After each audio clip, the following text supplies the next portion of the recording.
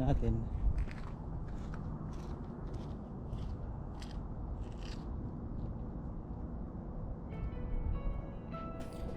So it started from nothing, as in nothing, and right now habang iniikot ko tong lugar na to, nakikita namin from scratch, parang imposibleng mangyari, pero ayan, nakikita na namin physically, nararamdaman na namin na nabubuo yung bahay na dream house na pinangarap namin ni Aisha. So as I walk through onto this property, I think, yeah, it's going to be a long way pa at marami pang challenge na pwedeng mangyari, but the only thing that we know is we started it. Hindi namin din in-expect na narating sa punto na ganito, but here we are. We're trying to look back the memories, and it will be a long process, but it will become a good one. Sa atin na yun, di ba? Ito yung isa, magkakatabi na, binubuo na nila. Tapos yung may frame, yun yung sa atin. Yan.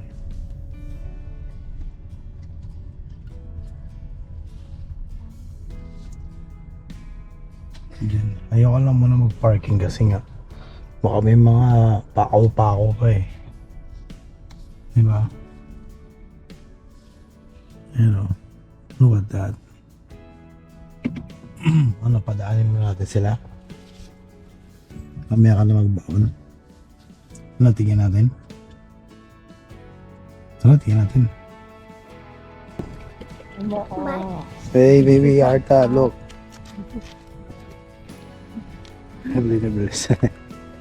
Baby Arta, look at that. So, dito na yung bahay. Bali, framing na nila. Yan.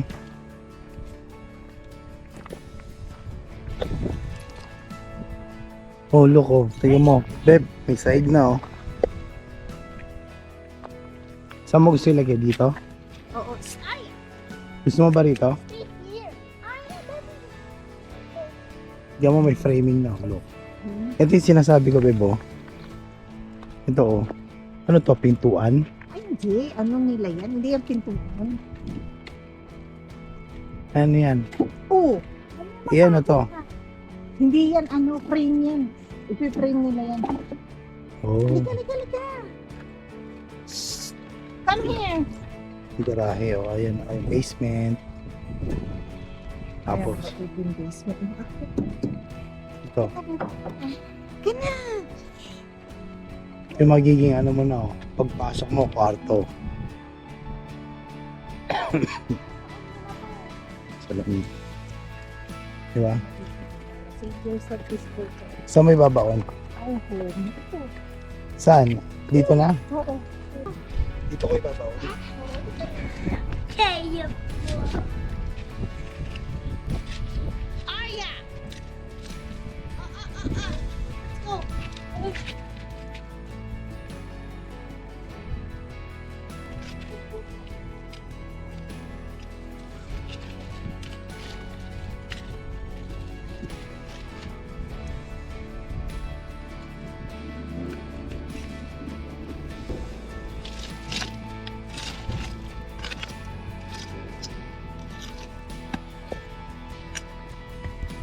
Ayan, bilang ko dyan si St. Joseph.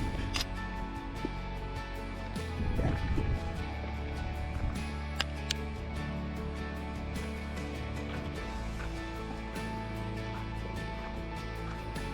Huli magtuloy-tuloy at magiging problema. So nasa framing na sila, may ano na. Ano pala? Tapos binubungkal na rin dito sa kabila, oh.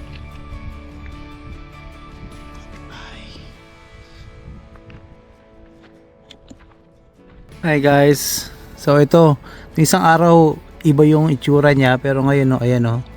Nabuo na yung bahay. As in, wow. Galing. So binubuo na nila. That is something na nakakatuwa. Isipin, malapit na mabuo. Alam mo yun? Actually nakaka-inspire siyang balik-balikan. Every time na alam mo yung pagod ka sa trabaho, pagod ka sa mga ginagawa mo, ito na. Ayan. So, nakaka-inspire lang talaga siyang balik-balikan. Look at this. Galing. Kasi ako, no, every time na may development sa bahay or every week, every other week, sinusubukan kong tignan yung bahay and it really inspires us. Especially kami dalawa ni Aisha na, alam mo yon, mahataw din ng trabaho. And yun nga, nakakatuwa. Ayan na sila, oh. Yun na yung bahay namin, oh. Nabubuo na pa unti-unti. So may bubong na siya. I'm not so sure for next week, baka may bubong na siya and malapit nang matapos. Alam mo yon, nakakatuwa. Kasi nakakatuwa. Ang galing. Ayan na, lapit na guys. Konti na lang. Konting-konti na lang. Nakaka-inspire. Para magtrabaho na magtrabaho. There you go. Nice. Ang ganda.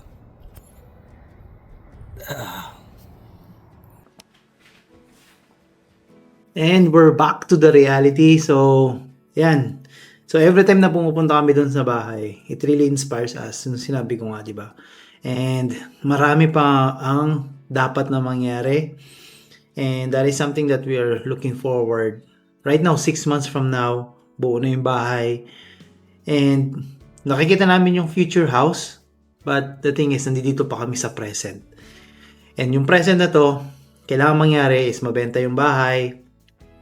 Kailangan, marami pang mga proseso ang kailangan gawin.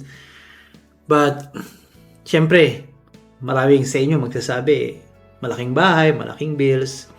But, hindi naman yung bahay yung binibili mo, hindi naman yung lupa, but the experience. The experience that we only live once. YOLO nga, di ba? But you only live once and you just want to feel the experience na in a lifetime, di ba? Magkaroon ka ng sarili mong bahay na malaki, yung dream house mo. And from there, ikaw rin yung gagawa ng paraan on how you will be able to cope up with things.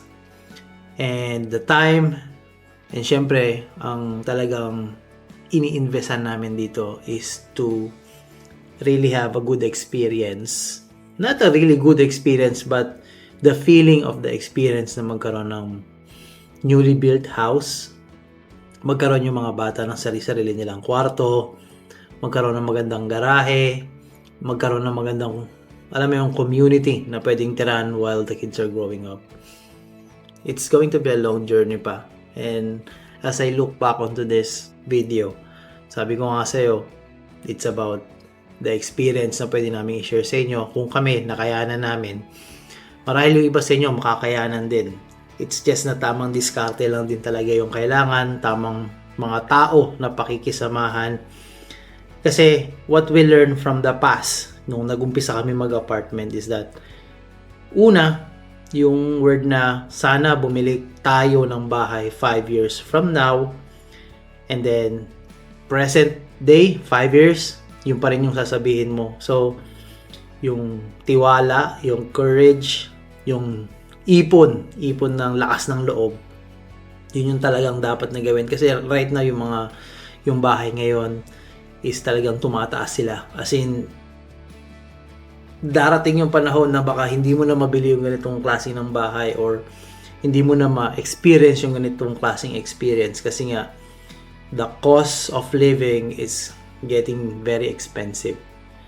And for us, yun din yung nangyari sa amin na sabi namin ni Aisha, tiwala na lang kay Lord. Kung ibibigay sa atin, mangyayari lahat. Na there's a challenges but the Lord, that He will provide the right people and the right timing to everything. So yun lang yung pinangahawakan namin ngayon. Ang question, yung question nyo is kung may ipon ba kami para dito sa down payment. Wala kaming ipon. Lahat puro utang. But again, you have to start on something and you have to finish. You have to start on something and you have to finish it strong. And ayan, malapit na. It's going to be a rough road, but again, we have to figure it out. Paano namin siya may tatawid every single day. Yan. I hope nagkaroon kayo ng idea kung ano yung pinagagawa namin for the past few years kaya wala kami masyadong upload. Ito yung pinagkakabalahan namin. We'll see you onto the next video. Hi guys. So ito, isang araw iba yung itsura niya pero ngayon ayan nabuo na yung bahay. As in, wow.